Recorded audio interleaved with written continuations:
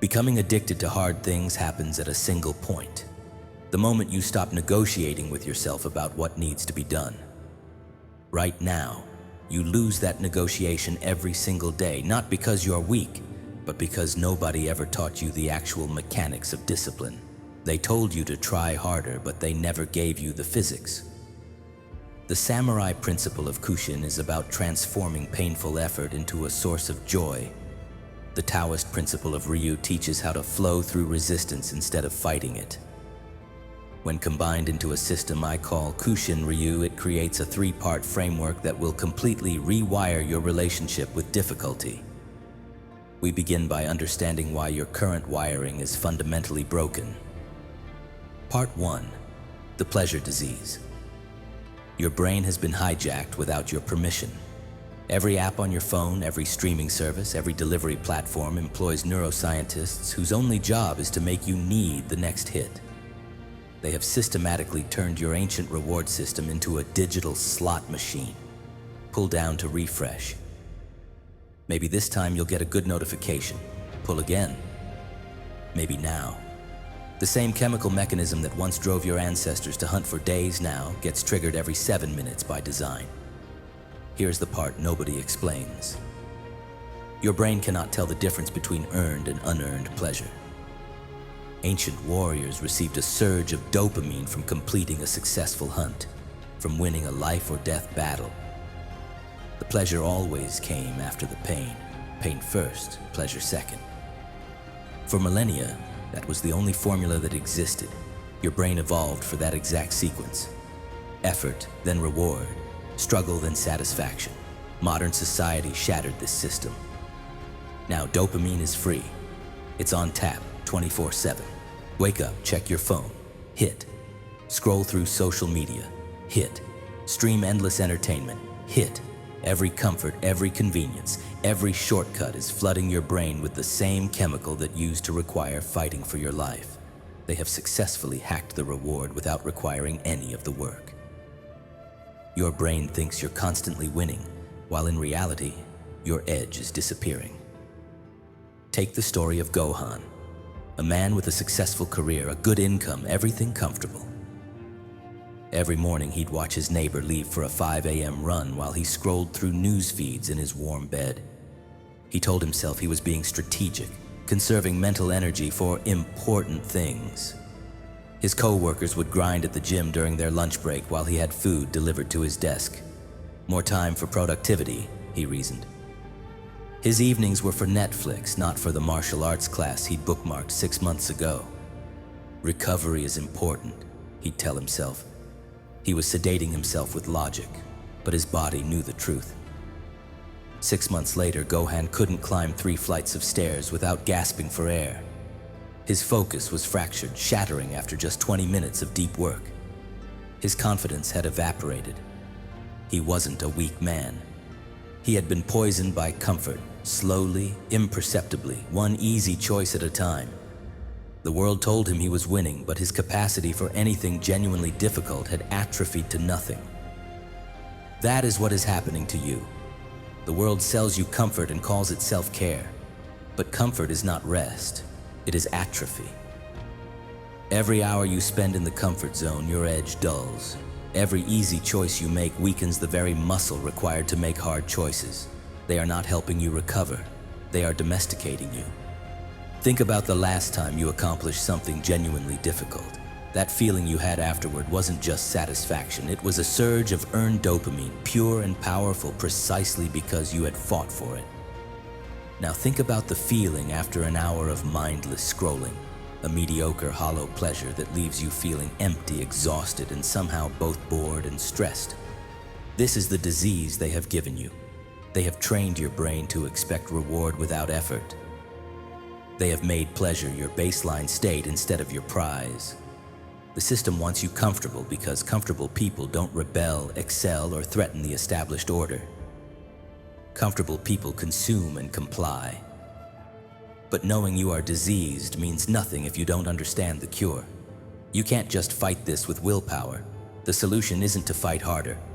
It's to understand the paradox of resistance. Part 2. The resistance paradox. Every Monday, you declare war on yourself. This is the week, you say. Everything changes.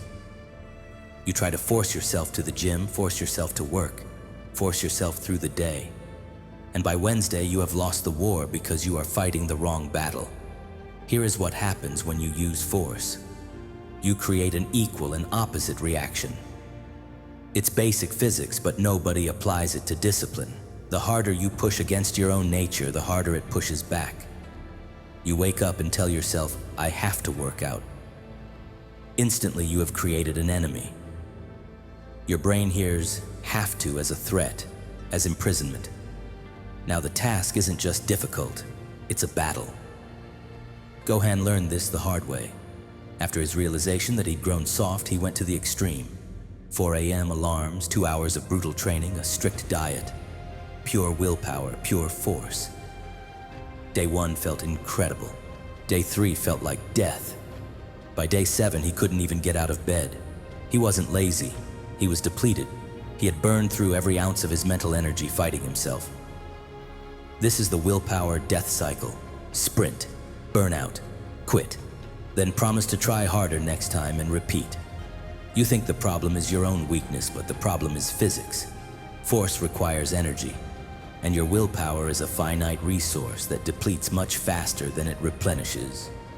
The ancient Taoists understood this 2,000 years ago. They called it Wu Wei, action without force. Watch how water moves around a rock in a stream. It doesn't fight it. It doesn't push. It finds the path of least resistance and simply flows. Give that water enough time, and it will dissolve the rock completely. Not through force, but through relentless consistency without struggle. But here is where everyone gets Wu Wei wrong. They think it means being passive, going with the flow. It means aligning your actions with natural forces instead of fighting them. A surfer does not fight the wave. He becomes a part of its energy. When you say, I have to, you are fighting. When you say, I get to, you are flowing. It sounds like a stupid semantic trick until you feel the profound difference. I have to wake up early creates resistance. I get to train while the rest of the world is sleeping creates opportunity. Same action, completely different physics. Gohan discovered this by accident. After burning out, he gave up on forcing himself. Instead of saying, I have to train, he started asking, I am curious to see how much stronger I can get today. It was no longer an obligation, it was an exploration. The pressure disappeared, and something strange happened. He started showing up every single day. Without the internal war, there was no resistance left to overcome. He wasn't fighting his nature anymore. He was feeding it. But removing resistance is only half of the equation. You still have to deal with the pain and discomfort. Ancient warriors discovered an opposite approach. Instead of avoiding pain, they transformed what it meant to them. Ilu, Part 3. Kushin, the painful joy. Look at a 70-year-old who played it safe their entire life, never pushed too hard, never truly suffered. Now look at a 30-year-old who has been through hell, built things that failed, fought battles they lost, loved people who left. The 30-year-old has more wisdom in their scars than the 70-year-old has in all their years. Because wisdom does not come from time, it comes from pain that has been transformed into understanding. This is Kushin, the painful joy. Not the pain you merely endure, but the pain you actively seek because you understand what it builds. Every single meaningful thing in your life came through a degree of suffering. Every skill through frustration. Every relationship through conflict. Every success upon a foundation of failure. The pain wasn't the obstacle, it was the raw material. Gohan understood this when everything shifted. He had been seeing pain as proof that he was still weak. Every muscle that burned meant he wasn't strong enough yet. Then his mentor asked him one single question. What if that burn isn't weakness leaving your body but strength arriving? The entire game changed. That burning in his muscles wasn't pain anymore. It was construction. That gasping for air wasn't suffering. It was expansion. Every signal his body sent that used to mean stop now meant grow. The sensations were identical, but their meaning had been completely rewritten. He started chasing the burn, seeking the struggle because he now knew that's where transformation lived. This isn't masochism, it is recognition.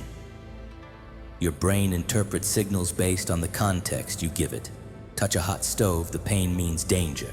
Push through the last rep, and the same pain means progress. The sensation is identical. Your interpretation determines everything. Warriors learn how to rewrite the interpretation.